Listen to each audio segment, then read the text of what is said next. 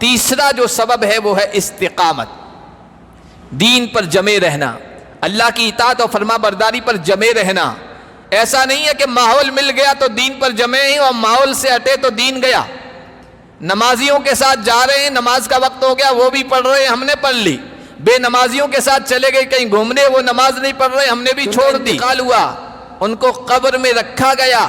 تو اس وقت اچانک ایک آواز آئی اور وہاں موجود لوگوں نے یہ سنا۔ حضرت سعید بن مسیب صحابہ کے شاگرد ہیں، تابعین میں بڑے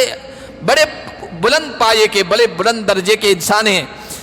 انہوں نے کہا کہ آواز آئی، یا ایتھا النفس المطمئنہ من الشیطان الرجیم، بسم اللہ الرحمن الرحیم۔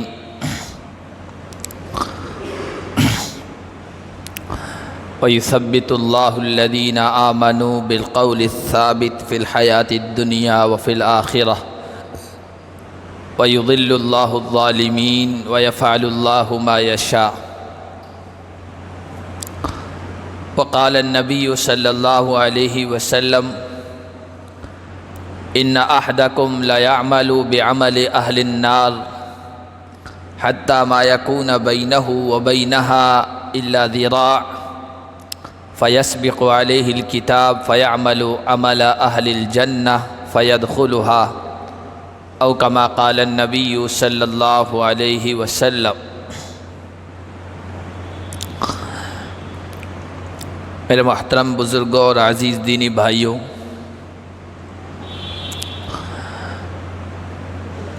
انسان کی جو زندگی ہے، یہ زندگی مشکلات سے بھری ہے،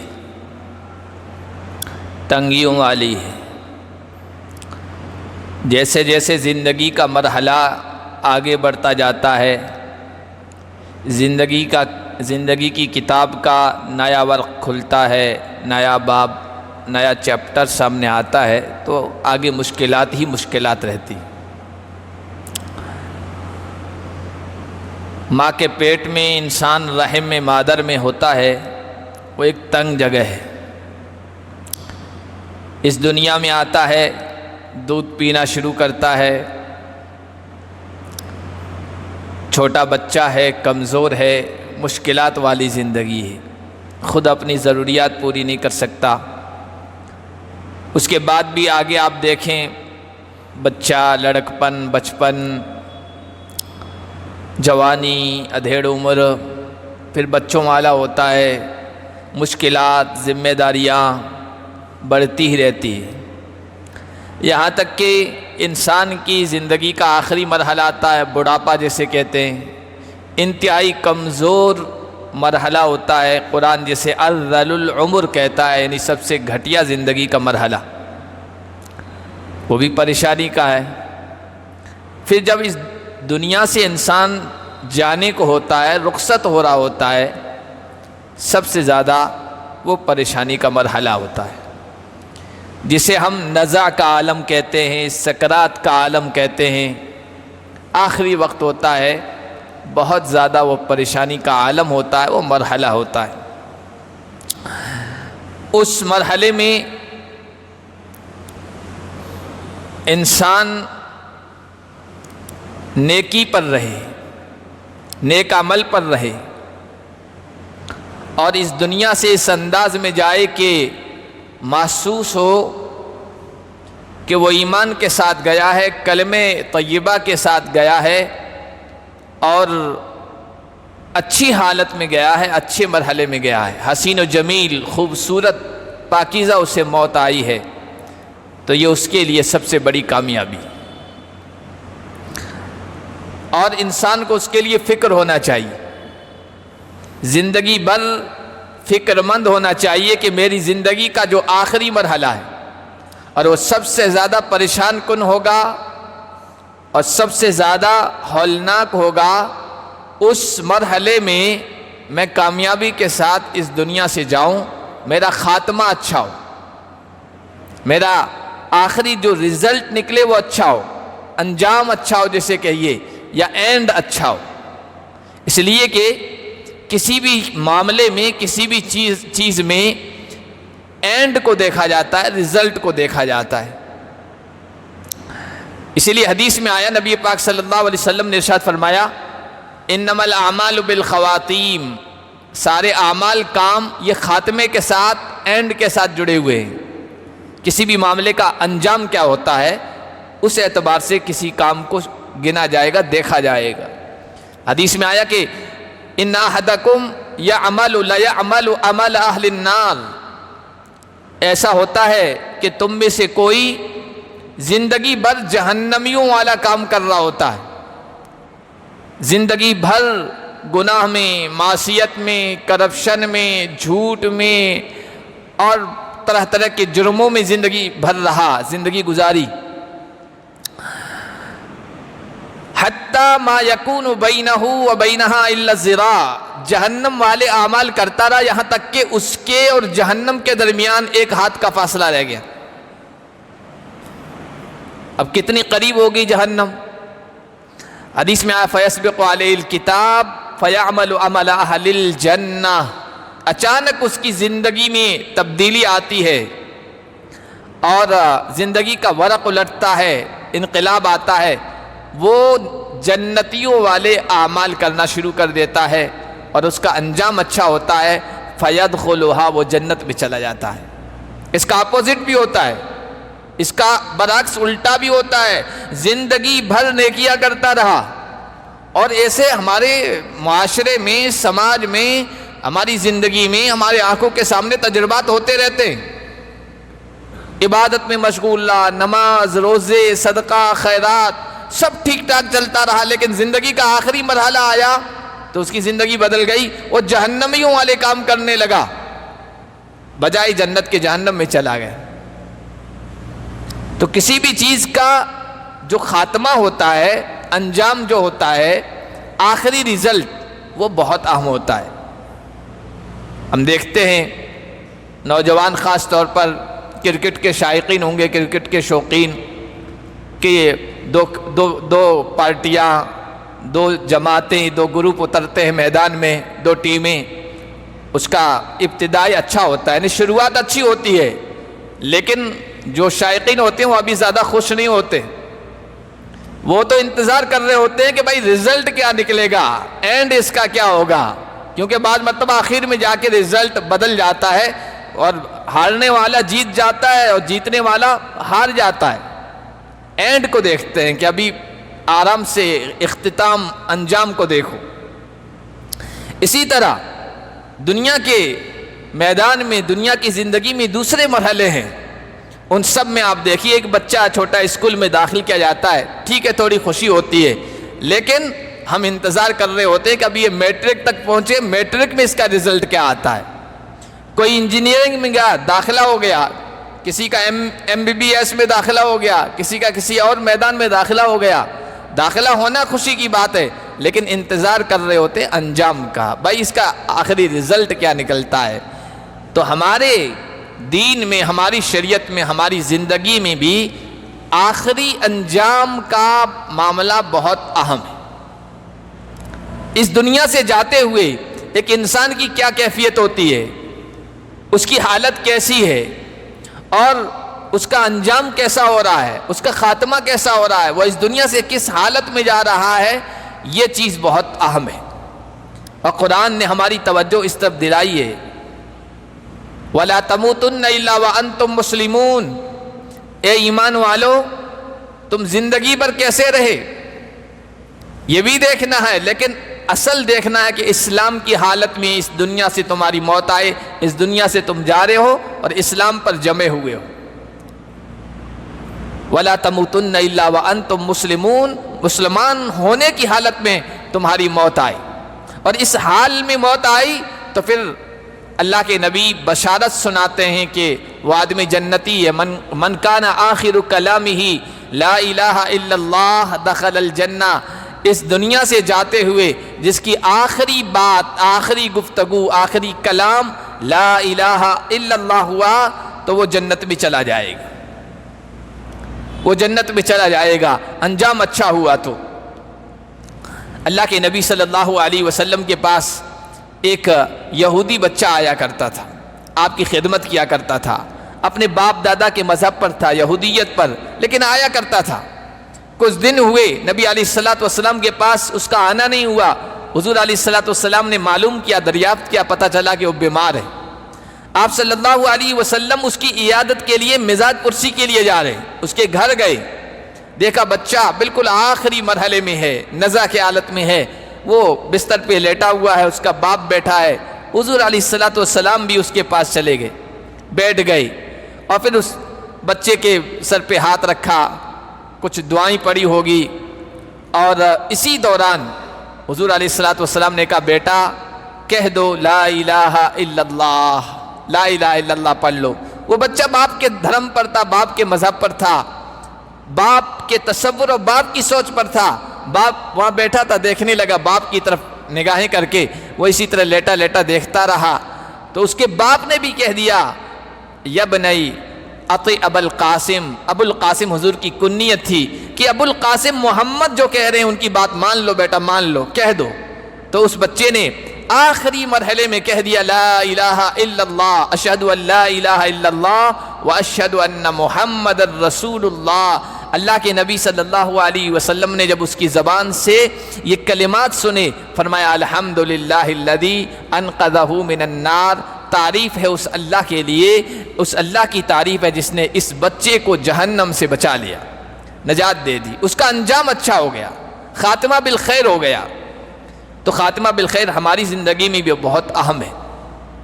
اس کے لیے ہمیں فکر کرنی چاہیے، اس کے لیے کوشش کرنی چاہیے. اور کسی کو پتہ نہیں کہ بھائی خاتمہ کیسا ہوگا، تو حضور علیہ الصلوۃ والسلام نے وہ طریقے بتائے ہیں، وہ راستے بتائے ہیں، وہ ذریعے کہ جن ذریعوں کو اختیار کر کے ہمارا انجام ہم اپنا اچھا بنا سکتے ہیں، خاتمہ بالخیر کر سکتے ہیں. اس دنیا میں، اس دنیا سے ہم جائیں تو ہماری زندگی بھی اچھی رہی ہوگی اور ہماری موت بھی اچھی، حسین و جمیل، قابل رشک موت. لوگ رشک کریں کہ اس جیسی موت آئے، ایسی موت آئے گی. تو اس کے لیے قرآن و حدیث میں بہت سارے اعمال، طریقے، راستے بتائے گئے ہیں جو علماء نے کتابوں میں جمع کیے. ان میں سے چند میں آپ کے سامنے اس لیے ذکر کرتا ہوں کہ اللہ مجھے بھی اور آپ کو سب کو ان اعمال کو اپنانے کی توفیق عطا فرمائے، تاکہ اس دنیا سے ہم جائیں تو ہمارا انجام اچھا ہو، ہماری موت رشک کے قابل ہو، لوگ ایسی موت کی تمنا کریں. اس کے لیے سب سے پہلا جو عمل ہے، سب سے پہلی جو چیز ہے وہ ہے ایمان اور اخلاص. ایمان اور اخلاص. ایمان میں بہت ساری چیزیں آتی ہیں، اللہ کو ایک ماننا، اور ایمان میں یہ بات بھی شامل ہے کہ صرف یہ زندگی نہیں ہے، اس زندگی کے بعد بھی دوسری زندگی ہے، اور اس زندگی میں اصل معاملات ہوں گے، اصل حالات طے ہوں گے. مرنا ہے، مرنے کے بعد دوبارہ زندہ ہونا ہے، مرنا ہے پھر دوبارہ جینا ہے، اللہ کے سامنے حاضر ہونا ہے. ایمان کی دولت ہو انسان کے پاس، اور ایمان کی دولت بھی اخلاص کے ساتھ، مخلص ہو اپنے ایمان میں، تو پھر اللہ تبارک و تعالی اسے اس دنیا سے جاتے ہوئے اچھی موت نصیب فرماتے ہیں، اس کا خاتمہ بالخیر کرتے ہیں، اس کا انجام اچھا ہوتا ہے. اللہ کے نبی صلی اللہ علیہ وسلم کے ایک صحابی ہیں حضرت سعد ابن معاذ رضی اللہ تعالیٰ عنہ. صحابہ تو سارے ہی مخلص تھے، سارے ہی پکے ایمان والے تھے، اور ان میں سے کتنے سارے صحابہ، ان کے بارے میں، ان کے حالات کے بارے میں لکھا، ایسی موت آئی قابل رشک موت. حضرت سعد بن معاذ رضی اللہ تعالیٰ عنہ بھی انہی میں ہیں، بڑے صحابی ہیں، اور انصار کے بڑے سرداروں میں سے.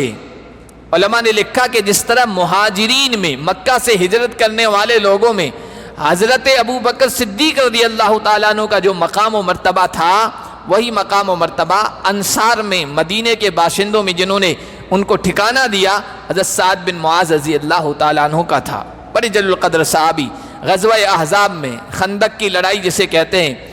دشمنوں کا کوئی تیر آیا اور آ کر ان کو لگ گیا اکحل لگ میں، اور وہ زخم بہت جان لیوا ثابت ہوا، وہ بیمار پڑ گئے، اور ان کے لیے کوئی جگہ متعین کی گئی، وہاں وہ آرام کرتے تھے. خود نبی پاک صلی اللہ علیہ وسلم ان کے پاس جایا کرتے تھے، عیادت کرتے تھے، مزاج پرسی کرتے تھے، ان کے دوا دارو کرتے تھے، اور خیر خیریت پوچھتے تھے. اللہ کے نبی صلی اللہ علیہ وسلم نے ان سے کہا، اے سعد بن معاذ، تم نے جو وعدے کیے ان وعدے میں تم پکے نکلے، سچے نکلے، اس لیے کہ مہاجرین کو ٹھکانہ مدینے میں انصار نے دیا تھا، یہ ان کے سردار تھے۔ جو تم نے وعدے کیے ہم سے، تم نے ان کو پکا کر دیا، پختہ کر دیا، کامل کر دیا، پورا کر دیا۔ مجھے اللہ کی ذات سے امید ہے کہ اللہ نے تم سے جو وعدے کیے ہیں اللہ ان کو بھی پورا فرما دے گا۔ تم اپنے وعدوں میں پکے نکلے، اللہ بھی اپنے وعدوں میں پکا ہے۔ اللہ کے نبی عیادت کے لیے آتے رہے۔ اچانک ایک دن ایسا ہوا کہ حضرت سعد بن معاذ کا آخری وقت آ گیا، آخری وقت آیا، آخری لمحات ہیں۔ اللہ کے نبی صلی اللہ علیہ وسلم کے پاس جبرائیل امین آئے اور آ کر اطلاع دی کہ سعد بن معاذ کا انتقال ہو گیا ہے، سعد بن معاذ کا انتقال ہو گیا ہے اور آپ جائیے۔ اللہ کے نبی صلی اللہ علیہ وسلم سے کہا فتحت لہ ابواب السماء، ایسی شخصیت کا انتقال ہوا ہے جس کے لیے آسمان کے دروازے کھول دیے گئے ہیں، 70,000 فرشتے ان کے لیے اترے۔ اللہ کے نبی نے اپنے صحابہ کو جمع کیا اور کہا چلو جلدی چلو، دوڑتے ہوئے آئے۔ صحابہ فرماتے ہیں حضرت سعد بن معاذ کا جو ٹھکانہ تھا اس کی طرف ہم اور حضور بڑے ہیں، حضور اتنی تیزی کے ساتھ گئے ہیں کہ آپ کے جسم پر جو چادریں تھیں، ہمارے جسم پر جو چادریں تھیں وہ گری جا رہی تھی، اتنی تیزی کے ساتھ جا رہے تھے اور کہتے جا رہے تھے جلدی چلو، کہیں ایسا نہ ہو کہ سعد بن معاذ کو نہلانے میں، ان کو غسل دینے میں کہیں فرشتے اتنی تیزی نہ دکھلا دے، سبقت نہ کر جائیں جیسے حضرت حنظلہ کے جنازے میں تھا۔ حضرت حنظلہ کو فرشتوں نے غسل دیا تھا، کہیں وہ ہم سے سبقت نہ کر جائیں، آگے نہ بڑھ جائیں فرشتے غسل دینے میں۔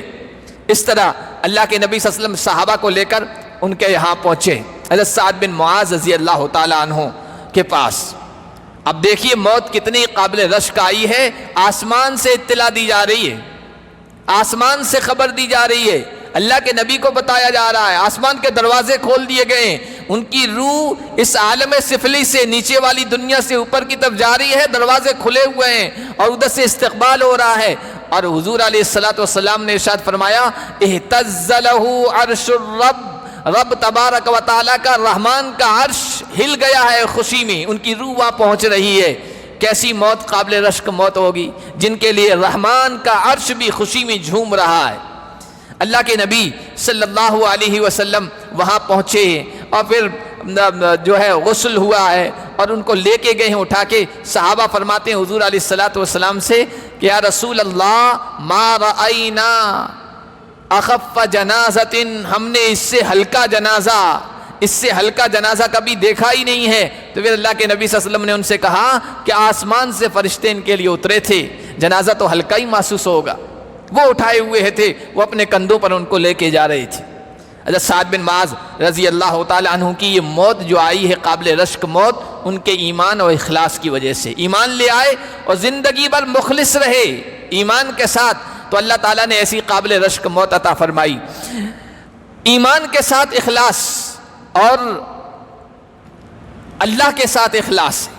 اللہ کے ساتھ اخلاص، اللہ سے جڑی ہوئی جتنی بھی چیزیں ہیں ان سے جڑے رہنا ہے، ان میں سے اللہ کی کتاب قرآن کے ساتھ اخلاص اور قرآن کے ساتھ جڑا رہنا، اس لیے کہ اللہ کا کلام ہے، یہ اللہ کا کلام ہے، قرآن کریم اللہ کی گفتگو ہے، اللہ کا کلام ہے، تو اللہ کے کلام سے بندہ جڑا ہوا ہوگا، اس کی موت بھی قابل رشک آئے گی۔ جو آدمی اچھا انجام چاہتا ہے قرآن کے ساتھ اپنا تعلق مضبوط کرے، قرآن کے ساتھ اپنا رشتہ مضبوط کرے۔ علماء ہیں عام طور پر ان کا تعلق قرآن سے ہوتا ہے، انسان ہیں گناہ تو ان سے بھی ہوتے ہیں، معصیت ہوتی ہے، خطائیں ہوتی ہے،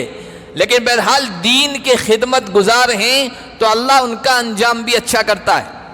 اس لیے کہ قرآن سے، قرآن کے علوم سے، قرآن کی خدمت سے ان کا تعلق ہوتا ہے۔ حضرت عبداللہ ابن عباس رضی اللہ تعالیٰ عنہ مفسر قرآن ہیں، صحابہ میں، علماء میں، مفتیوں میں، علم والوں میں شمار ہوتے تھے۔ حضرت عبداللہ ابن عباس رضی اللہ تعالیٰ عنہ کا قرآن کے ساتھ خصوصی تعلق تھا، قرآن کی تفسیر کے ماہر تھے، قرآن کے ترجمے، قرآن کے معنی جاننا، اس میں بڑی مہارت رکھا کرتے تھے۔ لکھا ہے کتابوں میں طائف میں ان کا انتقال ہوا ہے،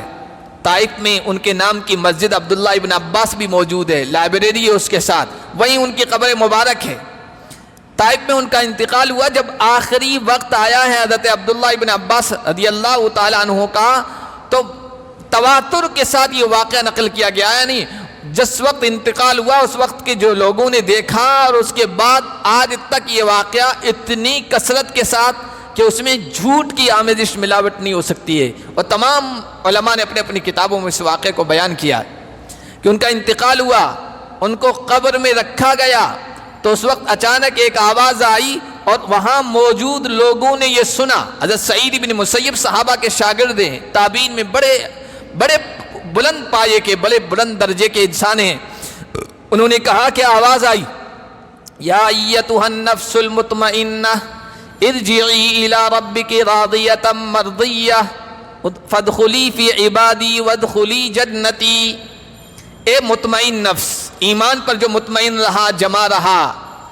اللہ کے فیصلوں پر جو راضی رہا، دین اور شریعت پر جو مطمئن رہا، یا ایتھا النفس المطمئنہ ارجعی الی ربک، آج لوٹ جاؤ اپنے رب کی طرف، راضیۃ مرضیہ، وہ رب تم سے خوش ہے اور تم رب سے راضی ہو، فادخلی فی عبادی وادخلی جنتی، میرے نیک بندوں میں آج شامل ہو جاؤ، اور نیک بندوں کا جو ٹھکانہ ہے جنت، اس میں داخل ہو جاؤ۔ یہ آواز آئی۔ سعید بن مسیب کہتے ہیں ہم نے وہاں موجود لوگوں نے ادھر دیکھا ادھر دیکھا، اوپر نیچے، آواز دینے والا کہاں سے آواز آ رہی تھی نہیں پتا چل رہا تھا، یہ غیب کی آواز تھی اللہ کی طرف سے، جو اس آخری وقت پر ان کے ایمان پر موت کی اور خاتمہ بالخیر کا اعلان کر رہی تھی، اور اس کی خوشخبری سنا رہی تھی۔ ایسی قابل رشک موت انسان کو جو آتی ہے ایمان اور اخلاص کے ساتھ، قرآن کے ساتھ جڑے رہنے کی وجہ سے، تو قرآن کے ساتھ اگر آپ جڑے رہیں گے، آپ کا تعلق رہے گا اور ہمیشہ رہے گا، تو پھر موت اچھی ہوگی، انجام اچھا ہوگا۔ ایک عالم گزرے ہیں ابو بکر بن عیاش رحمہ اللہ تعالی، صحیح مسلم حدیث کی کتاب ہے، بخاری کے بعد جس کا درجہ ہے، اس کے راویوں میں سے قرآن کے ساتھ خصوصی تعلق تھا، بہت جڑاؤ، بہت رشتہ، مضبوط رشتہ۔ ان کا آخری وقت آیا تو ان کے بیٹے بیٹیاں تھے، آپ وہاں پاس میں آ گئے اور رونے لگ گئے۔ عام طور پر ایسا ہوتا ہے، انسان پر رقت طاری ہو جاتی ہے، اس کا قریبی اس دنیا سے جا رہا ہے، رونے لگ گئے۔ تو انہوں نے اپنے بیٹے کو مخاطب کر کے کہا، یا ابنی لا تعص اللہ فی ھذا البیت، آخری وقت ہے اور کیا فکر ہے، دیکھو کہہ رہے ہیں میرے بیٹے رو مت، میری ایک وصیت یاد رکھو اور اس کو ذہن و دماغ میں بٹھا لو، لا تعص اللہ فی ھذا البیت، یہ میری چارپائی ہے، یہ میرا کمرہ ہے، یہ میرے رہنے کی جگہ ہے، آئندہ اپنی پوری زندگی میں اس بات کا خیال رکھنا کہ اس جگہ اللہ کی نافرمانی مت کرنا، اس جگہ کوئی گناہ مت کرنا۔ کیوں؟ لأنی ختمت القرآن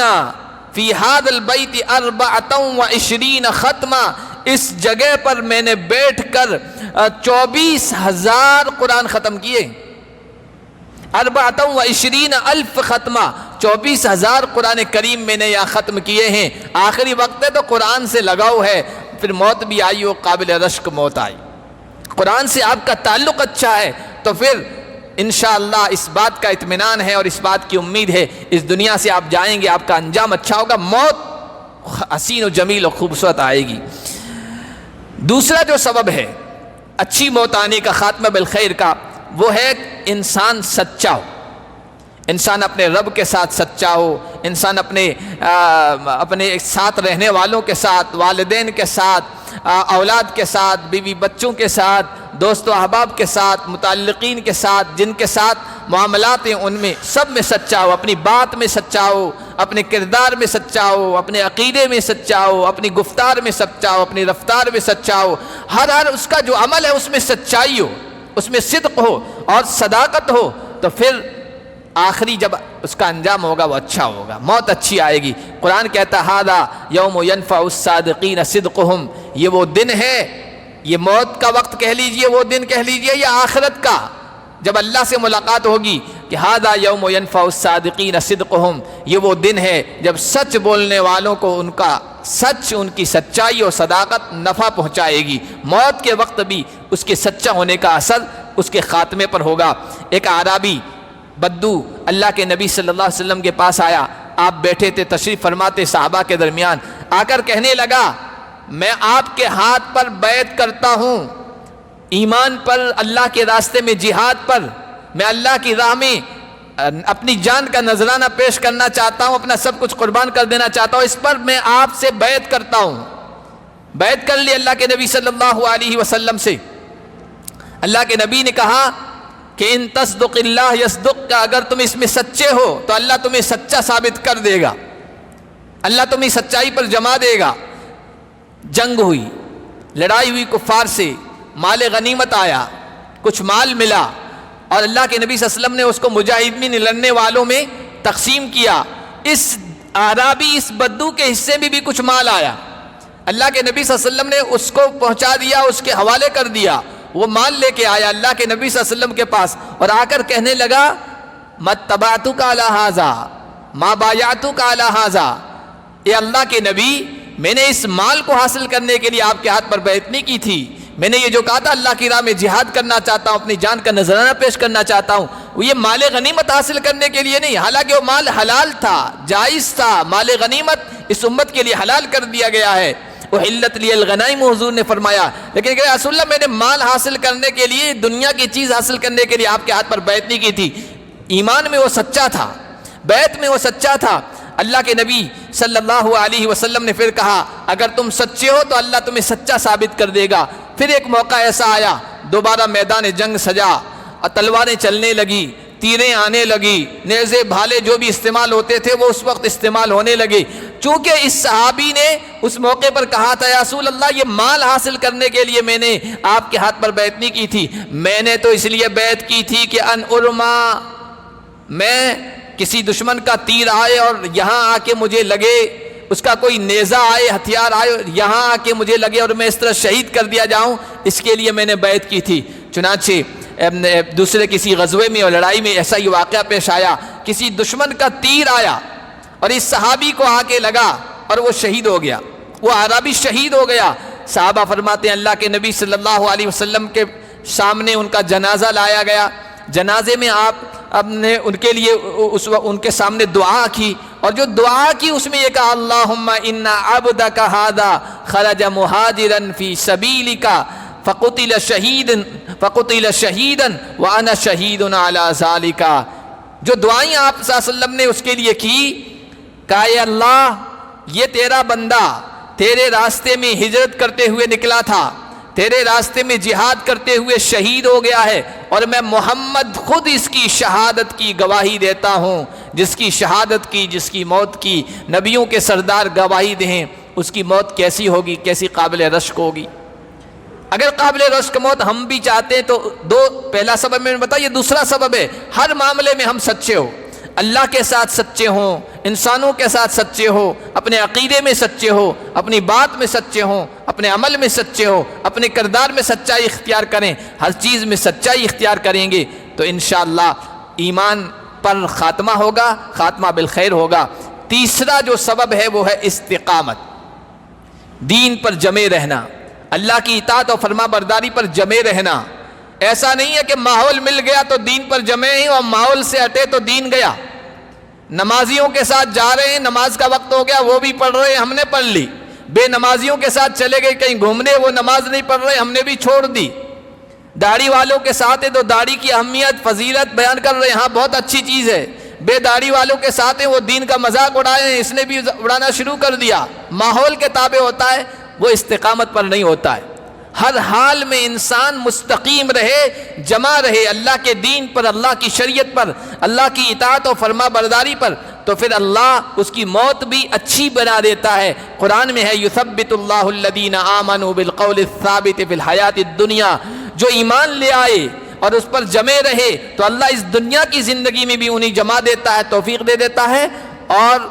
آخرت کی زندگی میں بھی ان کو جمع دیتا ہے۔ آخرت کی زندگی موت کے آخری مرحلے سے، زندگی کے آخری مرحلے سے شروع ہو جاتی ہے، اس موقع پر اللہ جمع دیتا ہے، اس کی زبان پر کلمہ لا الہ الا اللہ جاری کر دیتا ہے، اس کی موت کو اچھا بنا دیتا ہے۔ یہ اسی وقت ہے جب انسان نیک اعمال پر جمع رہے، نماز پڑھ رہا ہے، پابندی سے پڑھ رہا ہے، قرآن کی تلاوت ہے، پابندی سے کر رہا ہے، دوسرے نیک اعمال ہیں، پابندی سے کرے استقامت کے ساتھ، تو اچھی موت آتی ہے۔